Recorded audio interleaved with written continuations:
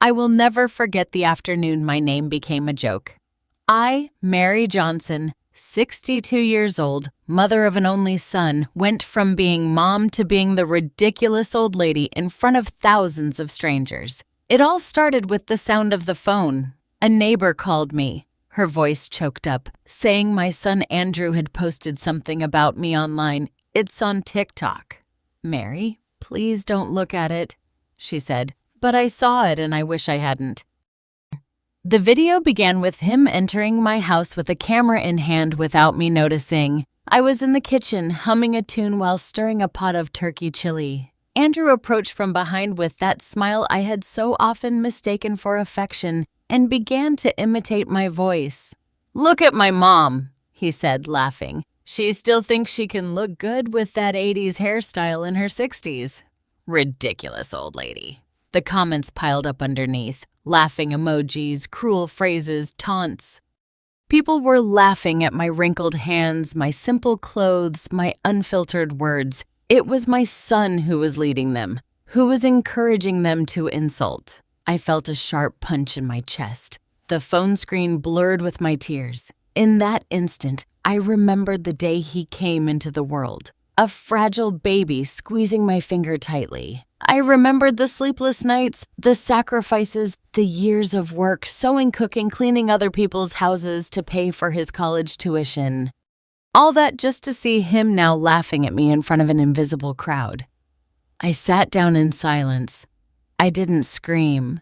I didn't cry anymore. I turned off the phone, put it on the table, and took a deep breath. An old picture of Andrew as a child hung on the wall. His arms were around my neck and he was saying, "I love you, Mama." I felt a hole open up in my soul. I didn't understand when that love had turned into contempt. But before I continue, I want to give you a special invitation. Have you subscribed to the channel and hit like on the video yet?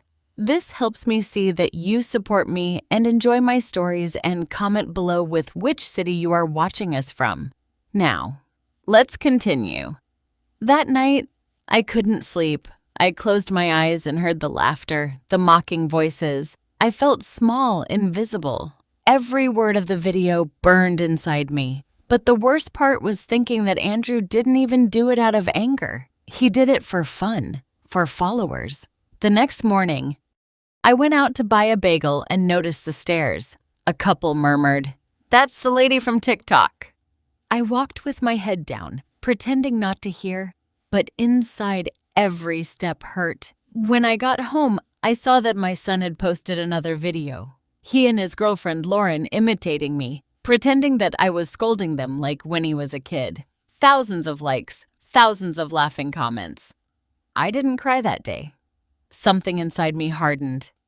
I went to the room and opened the old wooden chest where I kept my life documents, the deeds to the house, the contracts for the 2 rental apartments, the savings I had managed after so many years of work. Andrew always believed everything we had came from an inheritance, but the truth was different. I built it all alone with my hands, my tears, my tired body. I took the papers, spread them on the table, and looked at them calmly, not out of greed, but out of dignity. I remembered my mother's words, "Never hit back with anger, honey. Return the blow with wisdom." That night, looking at myself in the mirror, I swore I wouldn't allow anyone, not even my son, to make me feel less again. I didn't know how or when, but his mockery would come at a price, and it wouldn't be immediate or cruel. It would be fair. I turned on the lamp, opened a notebook, and wrote the first lines of a plan, not for revenge, but for justice. That kind of justice that life owes to all mothers who break their backs for their children, only to discover one day that those children only learn to laugh at their effort. When I finished writing, I turned off the light and sat by the window. Outside, the moon illuminated the empty street. Somewhere, Andrew was still recording his videos, convinced that I knew nothing, but I did know. And for the first time in many years, I had something he had lost long ago: silence, strength, and control. I slept peacefully that night, not because I felt vindicated, but because I was no longer afraid. The ridiculous old lady had woken up. The days that followed the video were a relentless punishment. Every time I went to the grocery store or walked toward the church, I felt people's eyes drilling into my back. Some avoided looking at me out of pity. Others whispered between laughs. No one needed to say it out loud. Everyone had seen the ridiculous old lady from TikTok. The greatest pain wasn't the mockery itself, but the loneliness. No one dared to ask how I was, and Andrew didn't show up at the house. I heard from another neighbor that he had been invited to a local show in New York City to talk about his success on social media, and that he even boasted about how he turned everything into content. Even my mom, who was always a character, he said, laughing. The audience laughed with him. I, in front of the television, could only turn it off and stare at my reflection in the black screen. The nights were long. I slept little. Sometimes I opened my phone just to check if the video was still there with millions of views. Every comment was a dagger. The old lady is hilarious. How embarrassing for him. Poor guy having a mother like that. No one knew that this woman they were insulting had cleaned floors, ironed other people's clothes, and gone hungry so her son could have a life she could never dream of. I tried to understand what had happened to Andrew. I remembered the child who hugged me when he came home from school, the young man who told me that everything he did was to give me a better life. Where had that son of mine gone? At what moment did his gaze become cold, calculating, devoid of tenderness? One Sunday leaving Mass, Father Michael took my arm and said gently, "Mary, don't carry this cross alone." God knows a mother's heart can break and still keep beating. I smiled at him, but couldn't answer. Tears burned in my eyes. It wasn't faith I lacked, it was hope. That afternoon, returning home, I found a cardboard box at the door. Inside were my own photos, some torn, others scratched with marker. I recognized my son's handwriting on one of them. It read, "Update your style, Mom. It's not the 80s anymore."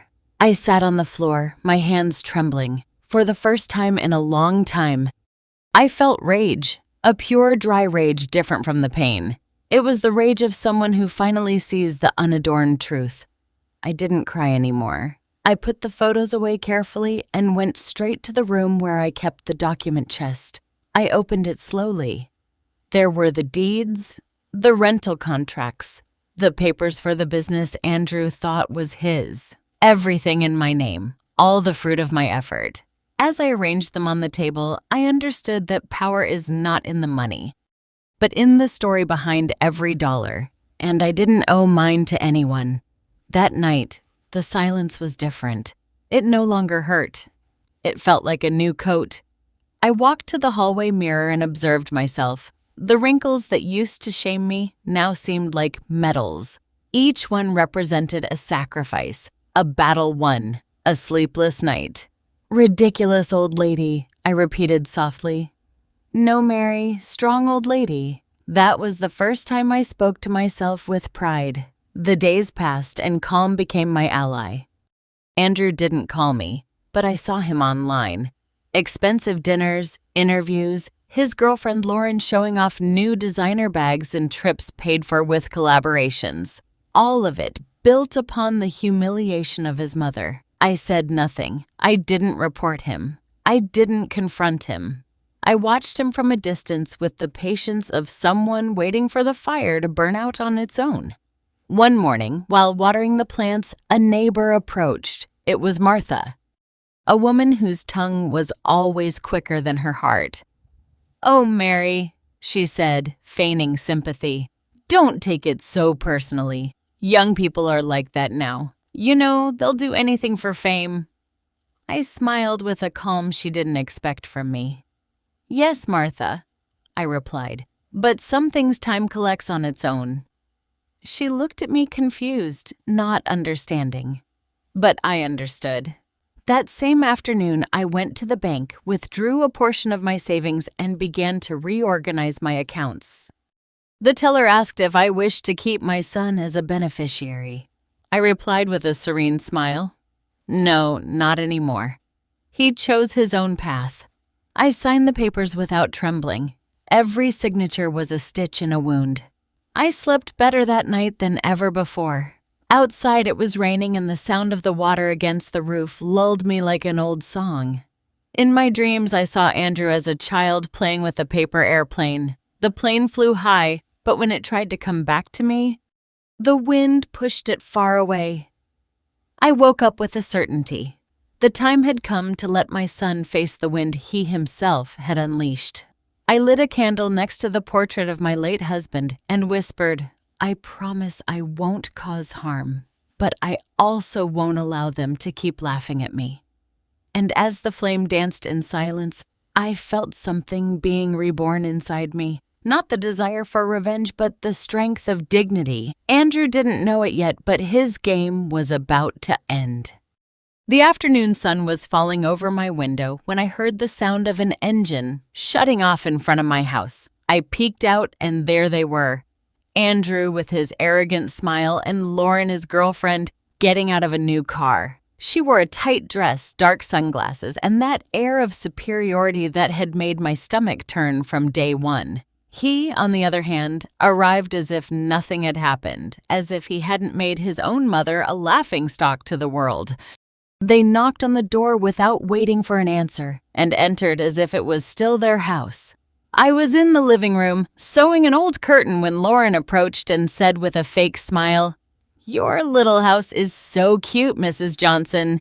It has that vintage charm." Andrew let out a laugh. "Yeah, the charm of the 70s, he added, looking around. "But don't worry, honey. All this will change soon." I said nothing.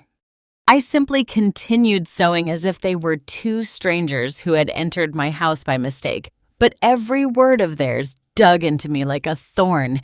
Andrew kept talking with that insolent tone he had learned online.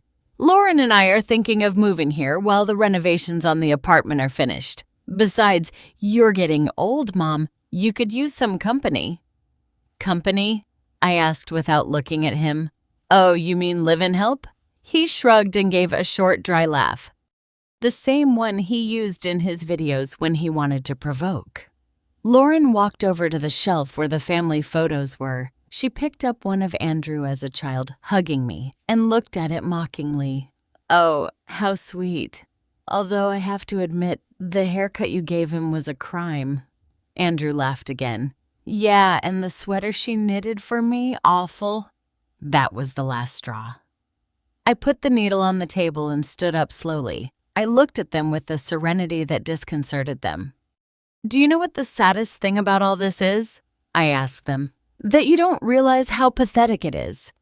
To laugh at someone who loved you so much." Lauren raised an eyebrow and looked at me scornfully. "Oh, Mom, don't take it so seriously. It's just humor. Everyone does it now." "No, dear," I replied. "Not everyone humiliates the person who gave them life." Andrew scoffed as if my words were the buzz of a mosquito. "Mom, don't start with your drama. Stop playing the victim, will you? Everything you have thanks to me. I'm the one who puts myself out there, the one who generates income, the one who—" I interrupted him without raising my voice. "Thanks to you." I approached slowly, looked him in the eye, and said with a calm that made him take a step back, "I washed floors with these hands, Andrew. I sewed dresses until my fingers bled. I was both your mother and your father. You only inherited the fruit of my exhaustion." The silence became so heavy I could hear the clock ticking. Lauren took a step back, uncomfortable, but Andrew just shrugged. "Mom, we're not in your time anymore. The world belongs to those who adapt. If you don't get it, it's not my fault." I didn't respond. I walked to the door and opened it wide. "You're right," I told them. "We're not in my time anymore. But there's something that never changes. Respect. And today in this house, you have lost it. Now get out." Andrew was furious. "Are you kicking me out?" "Out of my own house." "Your house," I replied coldly, "is in my name. It always has been." His eyes widened in surprise. He hadn't known. Lauren looked at him sideways as if she had just realized something important. "What do you mean in your name?" Andrew asked, confused. "Exactly that. I said in a firm voice. "Nothing you think is yours belongs to you. Not this house, not the apartments, not the accounts. Everything is in my name." Lauren turned to him annoyed. "Didn't you tell me it was yours? That you had bought it?" "Shut up!" Andrew yelled, red with rage. "That was years ago. I didn't know that." I closed the door softly, cutting off their argument. "Come back when you learn how to behave." I watched them leave through the window, Lauren walking fast, furious, and Andrew hitting the steering wheel of the car before driving away. For the first time, I didn't feel sadness. I felt power. Not the power of money, but the power of truth. That night, I opened the old chest where I kept all the documents. I spread them out on the table and looked at them calmly. Each piece of paper was a witness to my struggle. Each signature a trace of my sacrifice. "You thought you could humiliate me," I whispered to the air. "But you forgot something, son. The one who builds with love is not afraid of losing anything." I picked up the phone, called the lawyer, and asked for an appointment. "I want to make some changes to my accounts," I told him. "It's time to put everything in order." I hung up, turned off the light, and sat in front of the window. Outside, the moon lit up the empty streets. Inside me, a decision had already been made. Andrew would learn his lesson, not through yelling or hatred, but through emptiness. Because when a son loses respect, the only thing a mother can teach him is distance. And in that distance, Andrew would discover what it truly means to be alone. That night, after Andrew and Lauren's visit, I stayed awake, staring at the ceiling. The silence of the house was thick, almost unbearable. But behind it, there was a strange peace, as if my soul was telling me that I was finally on the right path. Through the gloom, memories began to return one after another like leaves swept by the wind. I remembered everything he never knew, everything I kept silent to protect him. Andrew always believed he was born into a well-off home, that the house was an inheritance from his father, and that the apartments were a natural result of an organized life. But the truth was different. There was no inheritance, no luck, no miracles, only my hands, my sleepless nights, and a strength that often came from hunger. When I became a widow, Andrew was barely 6 years old. His father, Ernest, died in a construction accident. I remember watching him leave that morning with his lunch in a plastic bag and a tired smile. He never came back. That night, I brought him back in a box. And although everyone said, "At least you have your son," no one imagined what came next. I lost my job shortly after. Debts piled up. I found myself alone with a hungry child and rent I couldn't pay. I took refuge in a room loaned by a neighbor and started sewing for the ladies in the neighborhood.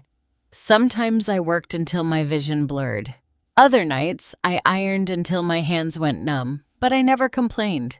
Andrew grew up seeing my hands full of sores and my eyes sunken from exhaustion. But I always smiled at him. I promised him his life would be different, that he would never know what it was like to go hungry or walk around in broken shoes. And I kept that promise, even though it cost me years of tears and sacrifices. Little by little, with what I saved, I bought a better sewing machine, and then I started selling my own dresses at the market. People liked my simple designs, and before I knew it, I had clients coming from other towns. I saved dollar by dollar until one day I managed to buy this land, the same one Andrew now thinks is his. There were no walls then, just a dream and a piece of dirt.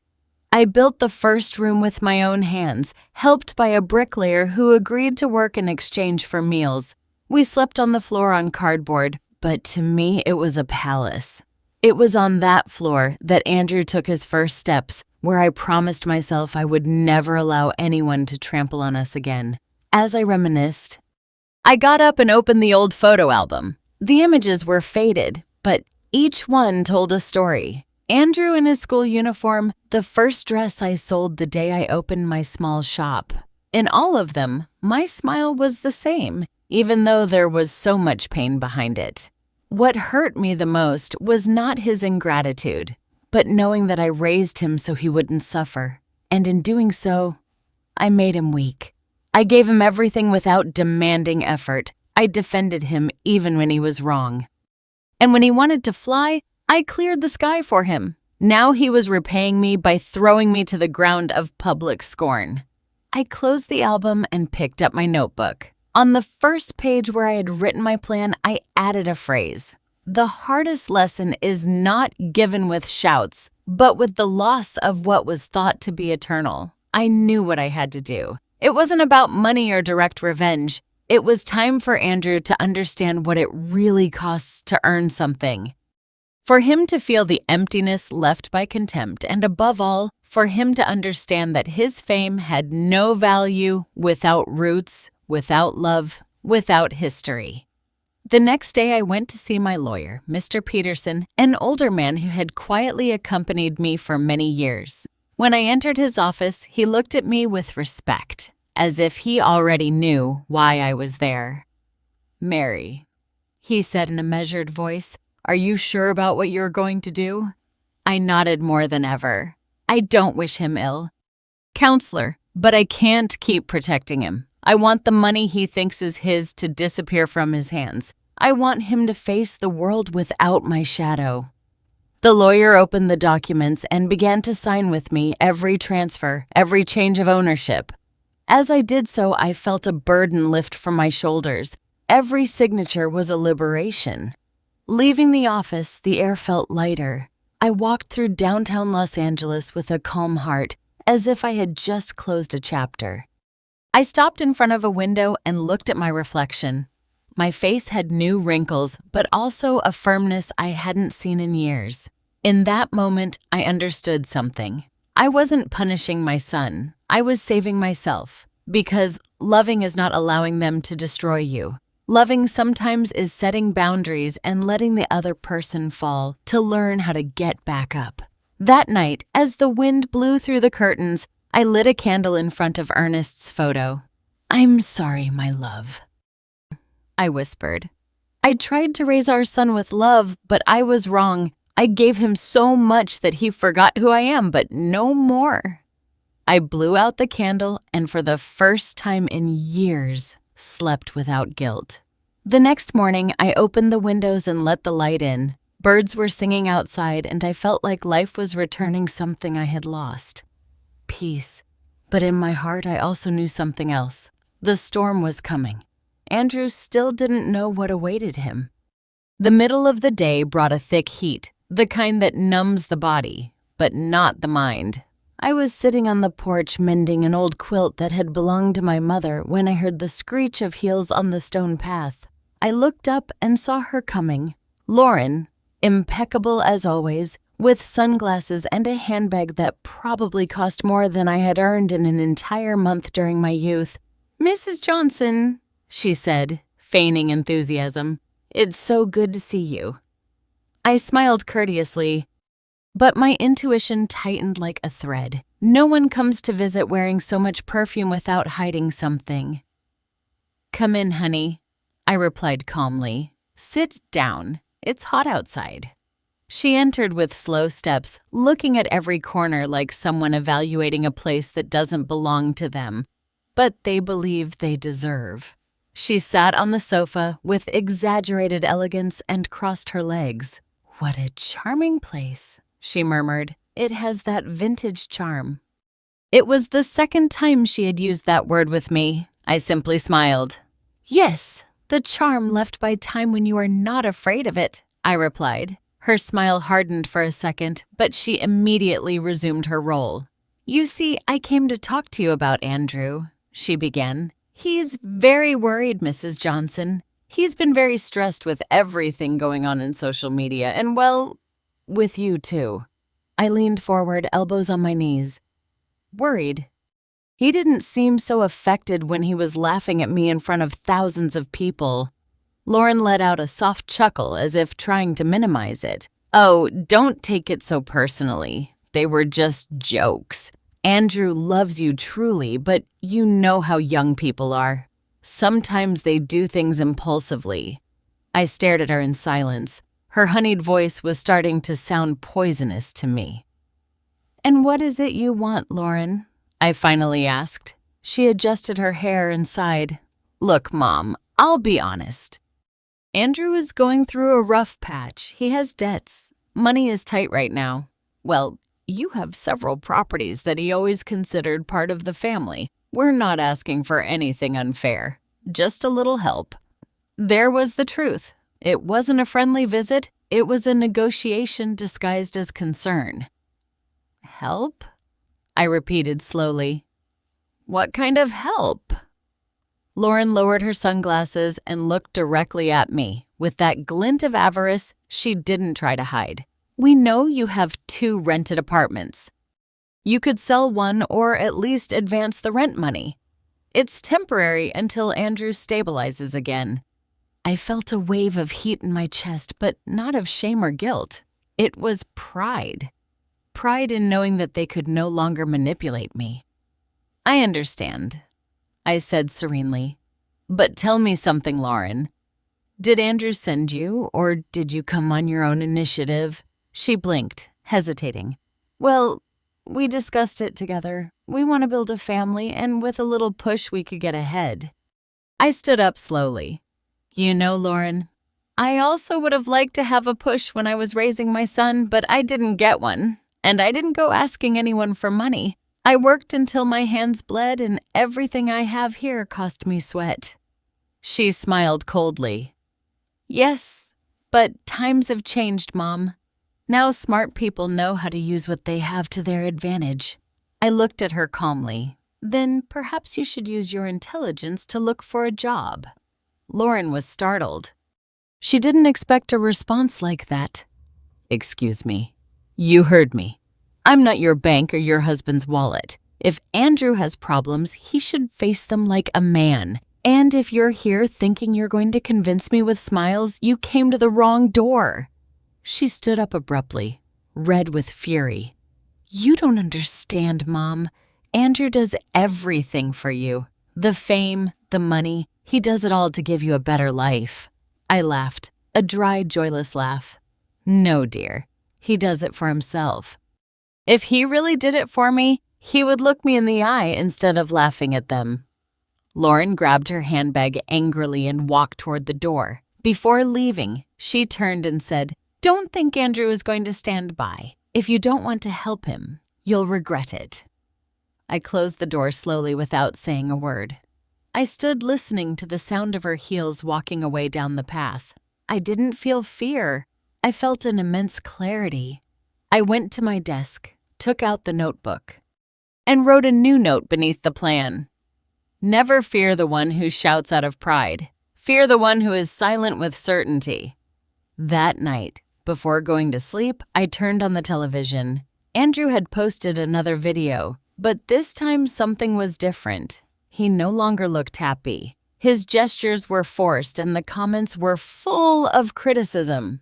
It seemed the public had begun to turn its back on him. I smiled, not because I wished for his downfall, but because I understood that the universe had its own way of teaching lessons. I poured myself a cup of tea and looked out the window. Outside, the moon was full and bright. "Lauren, honey," I whispered, "you just pushed your husband towards his destiny. And when the end comes, you'll be there too, right beside him." I took a sip of tea, closed the notebook, and before going to sleep, I knew that the worst had yet to happen. Life, like justice, always returns what is sown. And Andrew had swung too much poison to escape unscathed. The days following Lauren's visit were strangely quiet. Too quiet. That calm that precedes a storm that you can already smell coming, even if you don't know where from. Every night as I closed the windows, I had that sharp feeling in my chest that something was brewing behind my back. I wasn't wrong. One afternoon while making coffee, I heard a loud knock at the door. It was the mail carrier. He handed me a large envelope with the bank's letterhead. It wasn't just any letter.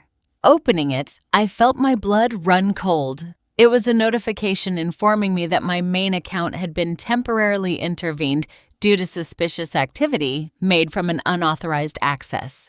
Movements that, according to the details, matched the secondary account number I used. Andrew. I set the letter on the table and took a deep breath. I didn't cry. I didn't scream. I just stayed still, looking at the blue ink on the white paper like someone contemplating an ancient betrayal that finally reveals itself. He had done it. My own son had tried to empty my savings.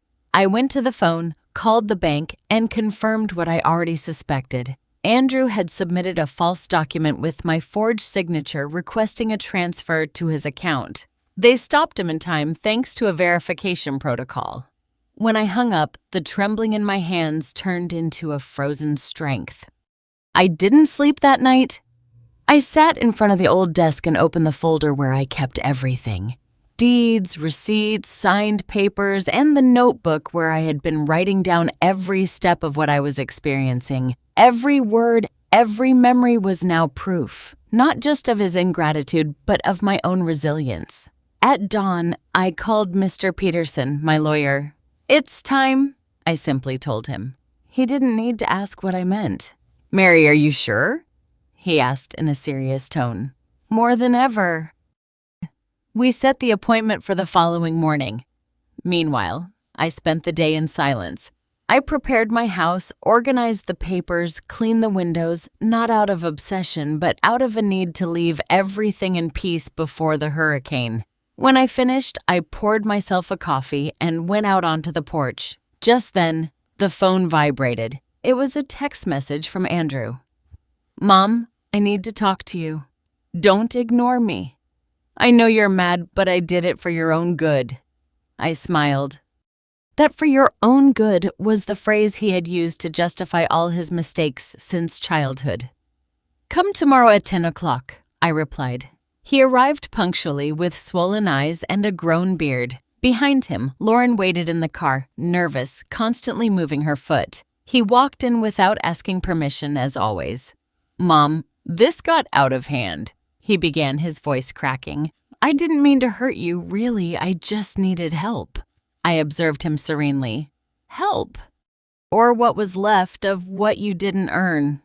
He frowned, annoyed. "You have no idea what it's like to maintain a lifestyle like mine, Mom. People expect things. There are contracts, appearances." "Then break those appearances," I interrupted him. "Because what you're building is not a life, it's a farce." Andrew paced the room, his hands on his head. "You can't understand it. I work every day. I record, I edit, I post. You don't know what it's like to have millions of eyes judging you."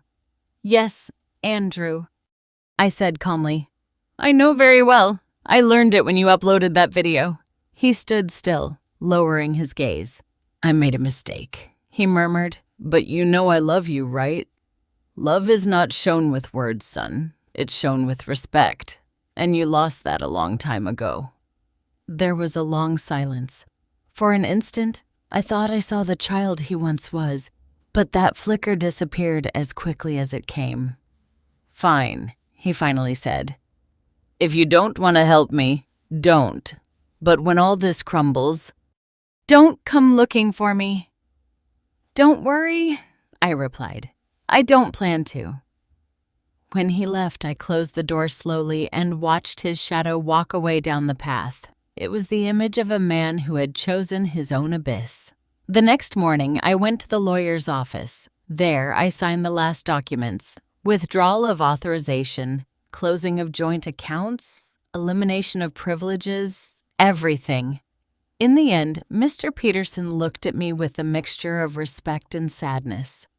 "You have done the right thing, Mary, but this won't be easy for him." "I know," I said firmly, "but maybe what he needs is not money, but a dose of reality." That same afternoon, the bank sent the notification. All accounts associated with the name Andrew Johnson had been eliminated. I knew the news would reach him in a matter of hours, and it did. That night, while eating a hot bowl of soup, my phone vibrated again. This time, it wasn't a text, but a call. I answered. "Mom." Andrew screamed from the other end. Desperate. "The bank blocked me. I don't have access to anything. My savings, my income, everything disappeared." "I know," I replied without changing my tone. There was a long, tense silence. "Was it you?" he asked, his tone somewhere between fear and fury. "No," I said calmly. "It was you, Andrew. You were the one who destroyed what you had.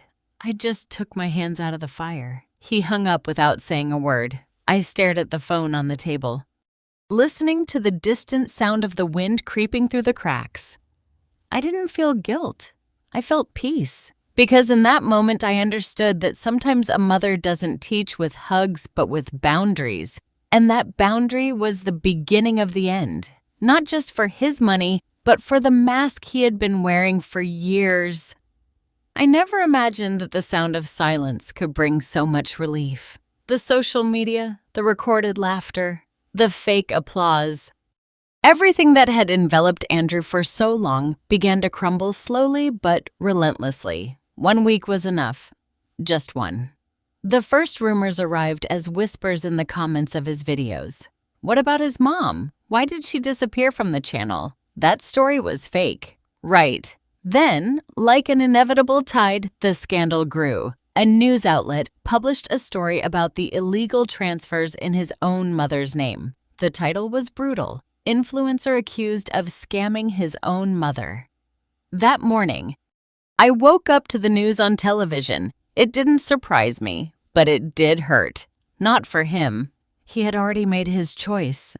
But for the tragedy of seeing him turn into a stranger, the child who once hugged me, trembling in the storms, was now the man who stole from the roof that had sheltered him.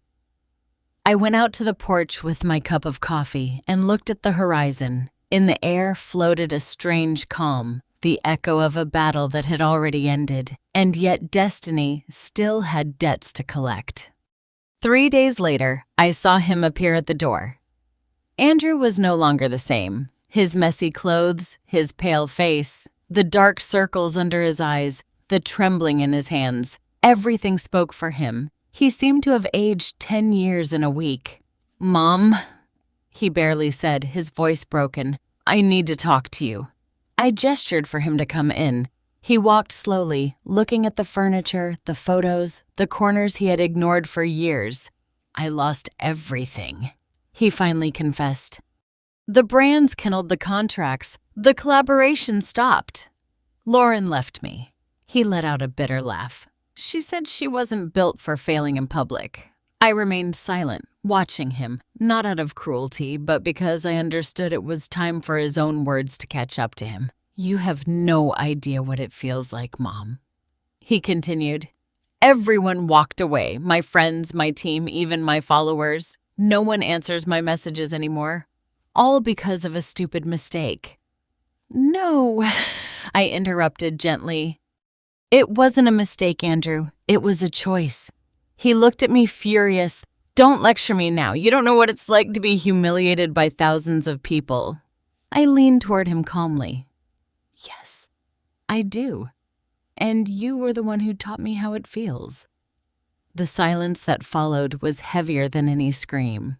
Andrew lowered his head, his eyes filled with tears, but he didn't let them fall. "I didn't mean to hurt you," he murmured. "I just wanted them to see me, for someone to value me." "And you thought making fun of your mother would give you value?" I asked in a low voice. "What you did wasn't looking for love, son.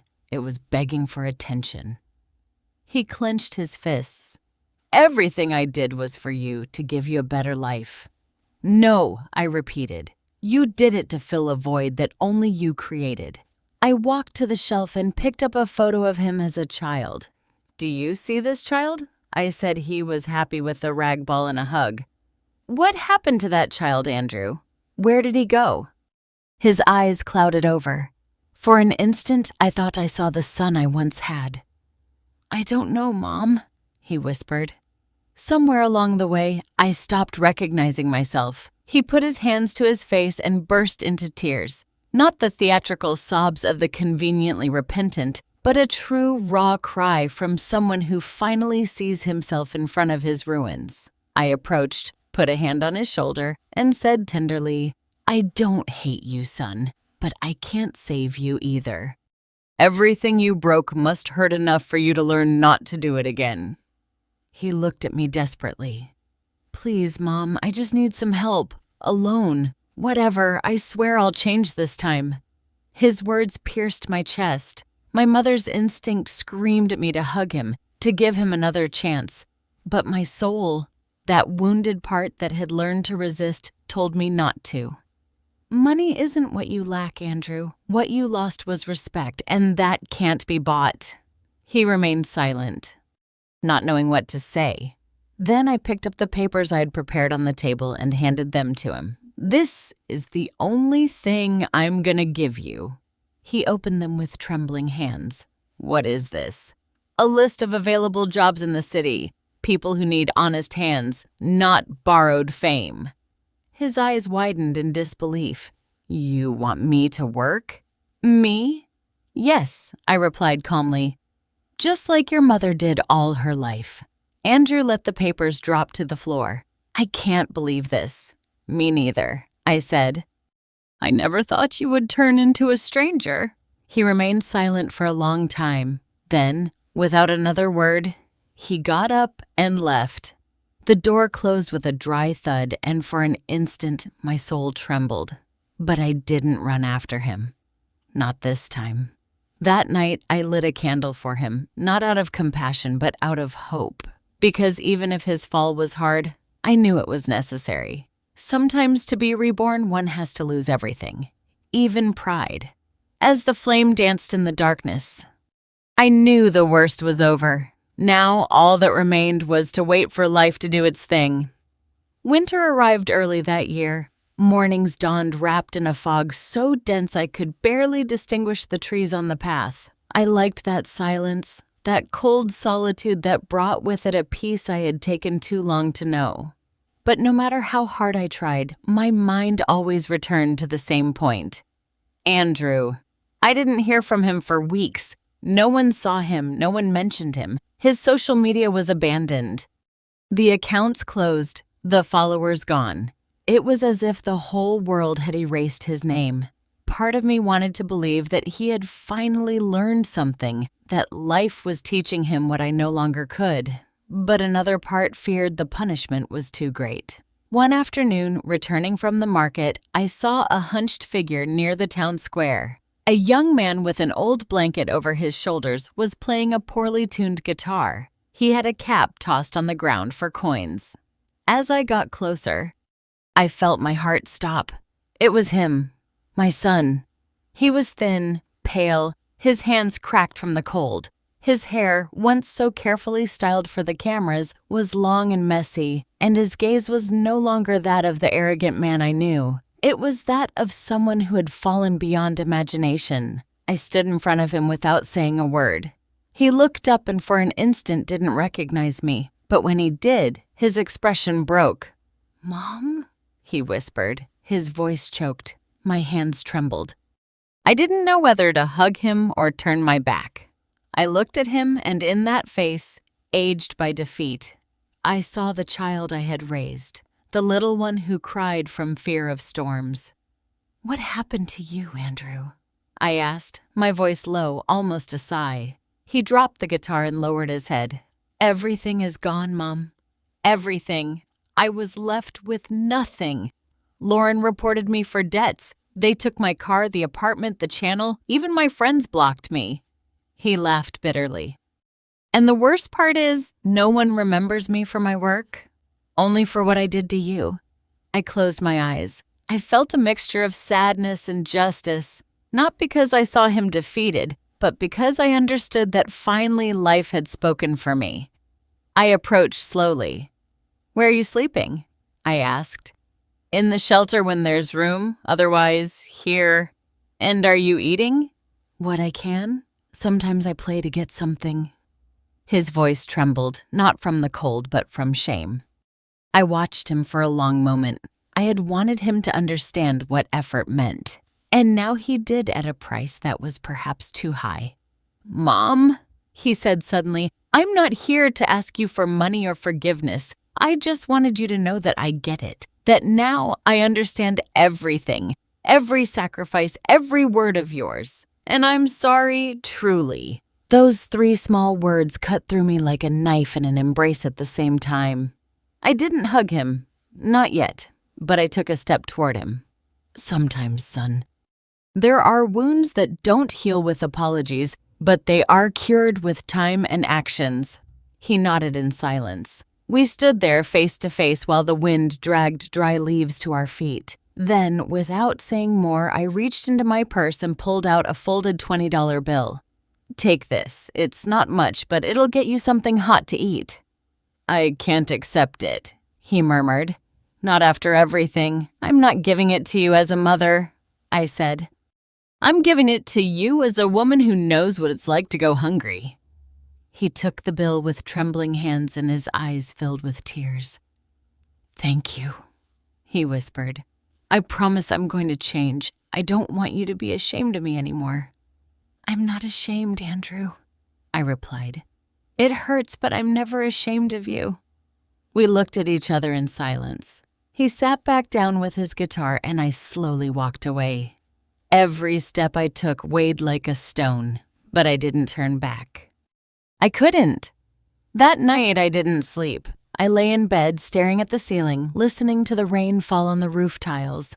I thought about him, wet with his guitar, singing songs no one listened to. Part of me wanted to run out, bring him home, give him food and shelter, but I knew that doing so would destroy the little learning life had offered him. At dawn, I lit a candle and prayed for him, not for his material well-being, but for his spirit. May he find his way, I said softly. May he understand the value of things before it's too late. The days passed. From time to time, I saw him from afar in the square, singing, helping other homeless people. There was something different about him. He was no longer seeking attention, but redemption. And then I knew that finally the seed had germinated, not of fame, but of humility. That night, I wrote the phrase that would close that chapter of my life in my notebook. Sometimes justice is not served with punishment, but with learning. And when life teaches, not even the most wounded mother can refuse to see the miracle. I closed the notebook with a silent tear on my cheek. My son had fallen, but for the first time he was beginning to get up. Several months passed since that afternoon in the square. Winter slowly retreated, leaving behind an air of renewal. The garden flowers were starting to open again, and every morning I was surprised by the song of the birds. As if life was reminding me that there were still things to smile about. During that time, I didn't see Andrew again, but I heard murmurs here and there that he had gotten a job at a carpentry shop downtown, that he had cut his hair, that he no longer played music in the square, but was helping other homeless people find work. I didn't know whether to believe it, but a part of me wanted to. Perhaps because, despite everything, he was still my son. One morning while watering the plants, I heard footsteps on the path. Turning around, I saw him. He was walking slowly, his clothes clean but simple, a small bunch of flowers in his hand and his gaze lowered. My heart skipped a beat. It was him, but he wasn't the same. "Good morning, Mom," he said in a gentle voice. "Good morning, Andrew," I replied, trying to keep my calm. "What brings you around?" He smiled faintly. "I work nearby at Mr. Jackson's carpentry workshop. I passed by this street every day, and today I got up the courage to come in." I observed him in silence. There was something new in him. His eyes no longer shone with arrogance, but with weariness and sincerity. It was the gaze of someone who had known the weight of the world. He walked in slowly and left the flowers on the table. "They're for you," he said. "They're not expensive. I picked them from the side of the road, but I wanted to bring you something." I touched the petals tenderly. They were wild flowers. Simple, but beautiful. "Thank you, son. You can't imagine how much value they have to me." We stood for a while without speaking. He looked around as if rediscovering the house where he grew up. "Everything is the same," he murmured. "Even the clock in the hall still sounds the same." "Time changes things on the outside, Andrew," I replied. "But inside, Only what you are willing to heal changes. He sat down in front of me, his hands clasped. I've thought a lot about you, Mom. About everything I put you through. I hope you've also thought about yourself, I said softly. About how you got lost in the middle of all that noise. He nodded, lowering his head. You were right. Everything I had was a lie. I lived dependent on the likes, the numbers, what other people said. I thought that made me important. But the only real thing I had was what you gave me, and I lost it because of my pride. I felt a lump in my throat. I wanted to tell him so many things, but I held back. I had learned that silence sometimes says more than words. Now I work with my hands, he continued. I don't earn much, but I sleep peacefully. Every piece of furniture I make reminds me of you, of how I watched you build this house with effort. It makes me proud, Mom. For the first time, I feel like what I have belongs to me. A tear rolled down my cheek, although I tried to hide it. He saw it. He stood up and gently took my hands as if afraid of breaking me. I'm not here to ask you for anything, he said in a trembling voice. I just want you to know that I'm trying to be better, that I learned, even though it cost me everything. Andrew, I whispered, true repentance is not spoken, it is lived, and you are living it. He smiled, and in that smile I finally recognized the child I had raised. Suddenly, his gaze turned serious. Mom, there's something else. I went to the bank. I've been saving a little every week. It's not much.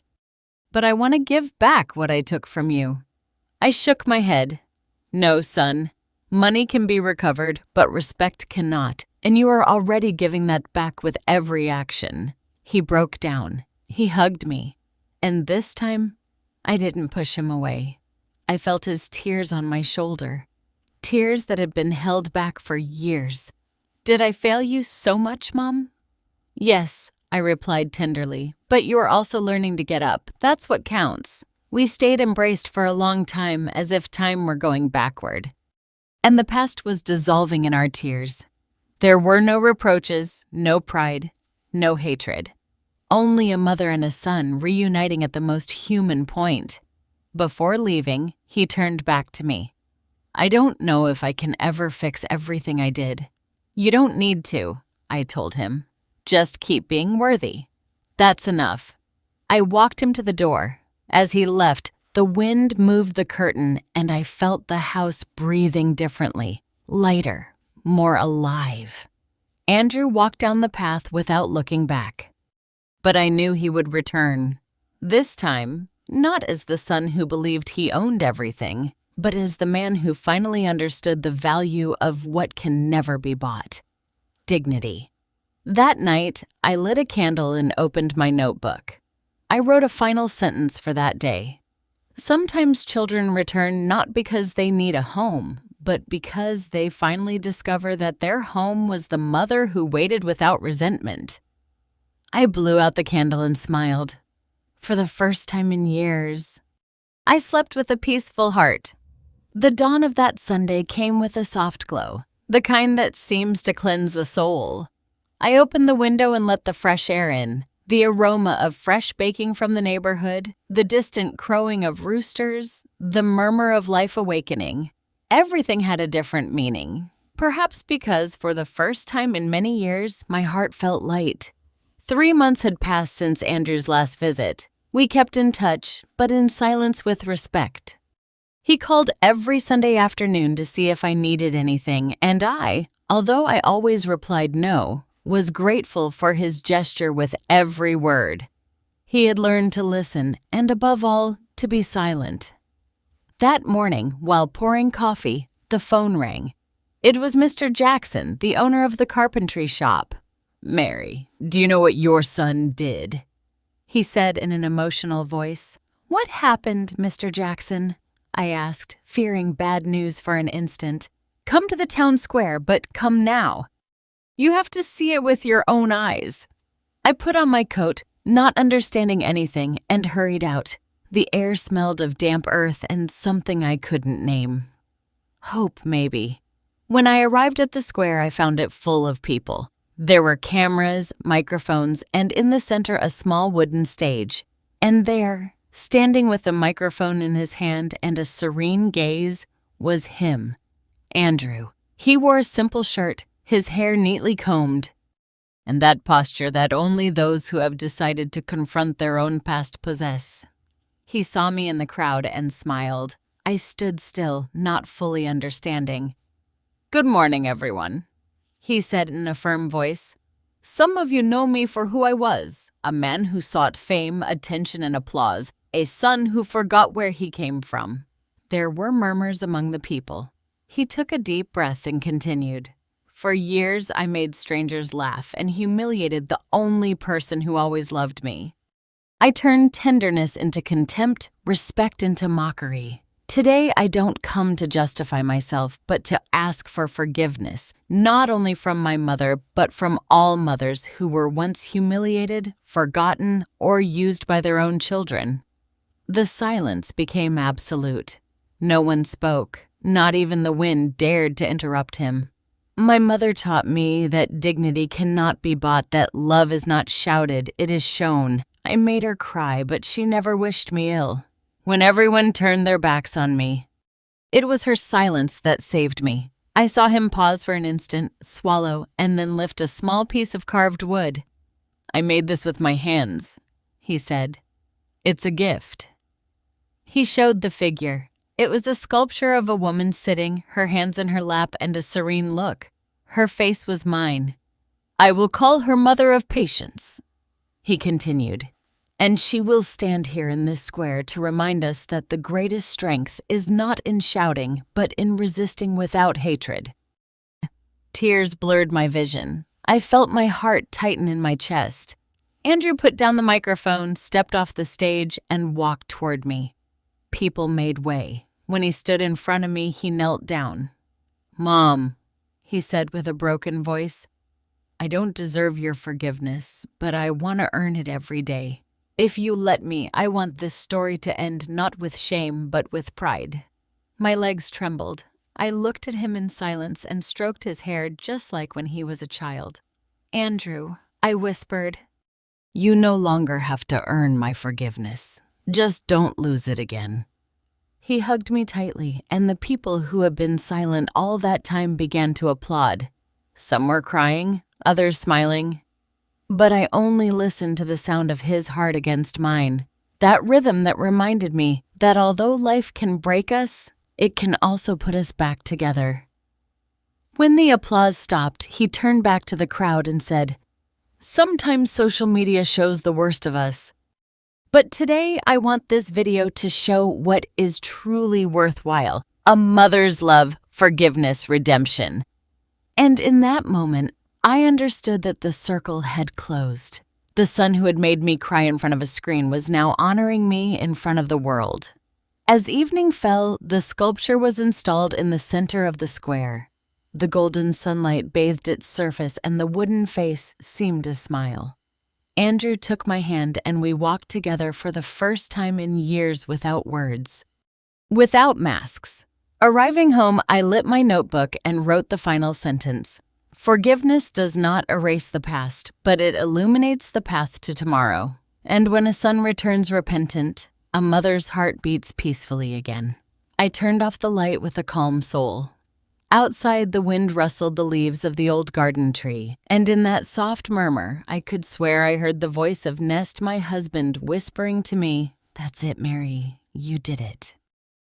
I smiled through tears because finally my son had come home. Sometimes life presents us with trials that seem unfair, as if destiny wants to measure how much love can fit in a wounded heart. But today, looking back, I understand that every tear, every silence, and every night of loneliness had a purpose. Not to destroy me, but to show me the strength I always had. My son and I learned, each in our own way, that love is not demonstrated with gifts or empty words. It is demonstrated with respect, with humility, and with the courage to acknowledge mistakes, because there is no wound greater than contempt, and no medicine more powerful than forgiveness.